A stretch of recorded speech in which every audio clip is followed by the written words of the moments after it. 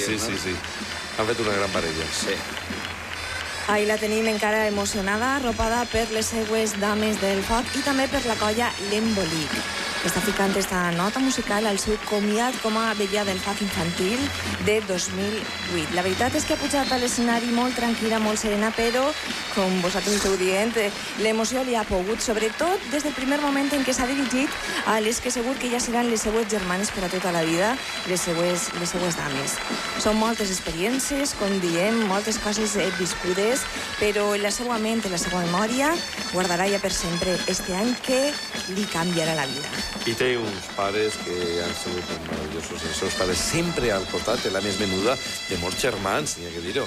És una xiqueta que sempre estarà en el cor de tota la gent d'Alacant, de tots els veïns, de tota la gent de Fogueres i de Barraques. Està clar. I ara continuem amb l'espectacle que recordem. Porta com a títol El camí de la il·lusió i recorda els seus passos que les xiquetes candidates de Fogueres han de passar per a convertir-se en la màxima representant de les festes d'Alacant.